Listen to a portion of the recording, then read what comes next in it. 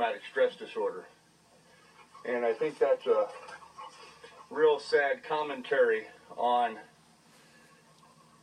the state of our nation, that these people that are willing to give us the ultimate sacrifice come back to our country and are so unsupported that right now 22 veterans a day take their own life. And so he's starting the 22 challenge. Lily, get away from there. You're knocking the camera. Sorry, kids. She's still just a puppy. Come here. Lily, come here. Come here. Come here. You good girl. Yes, you are. Anyhow, he's starting a challenge where he's asking people to do 22 push-ups. I'm way too fat and out of shape to do 22 push-ups. I can't do them.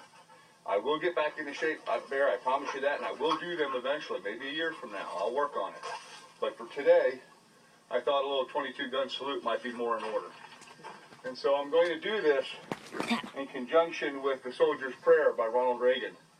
And I thought you folks might enjoy that, and it might bring home about the ultimate sacrifice that these soldiers have offered. And volunteers, yes, they are volunteers. None of them were drafted. They served our country on their own volition, and now they're not being supported, and we're losing 22 of them a day. 22 a day, folks. So every time I fire a shot, just think about the soldier that took his life. Think about that guy on the street dressed in rags.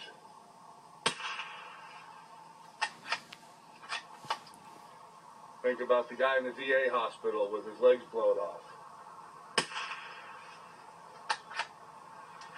Think the guy serving over there now. Think about your sons and your daughters.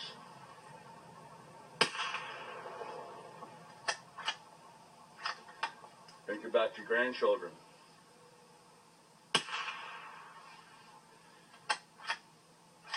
Think about your fathers. Wait, can you stop? Stop your it. Brothers. And your sisters.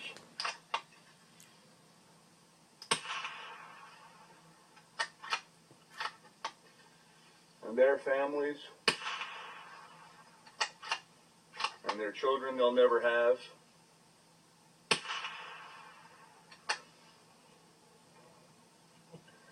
And now as I shoot these final 12 shots, let's go ahead and listen to Mr. Ronald Reagan talk about a soldier's prayer. If we look to the answer as to why for so many years we achieved so much, prospered as no other people on earth, it was because here in this land we unleashed the energy and individual genius of man to a greater extent than has ever been done before. Freedom and the dignity of the individual have been more available and assured here than in any other place on earth. The price for this freedom at times has been high, but we have never been unwilling to pay that price. Those who say that we're in a time when there are no heroes, they just don't know where to look. The sloping hills of Arlington National Cemetery, with its row upon row of simple white markers bearing crosses or stars of David, they add up to only a tiny fraction of the price that has been paid for our freedom. Each one of those markers is a monument to the kind of hero I spoke of earlier. Their lives ended in places called Belleau Wood, the Argonne, Omaha Beach, Salerno, and halfway around the world on Guadalcanal, Tarawa, Pork Chop Hill, the Chosin Reservoir, and in 100 rice paddies and jungles of a place called Vietnam.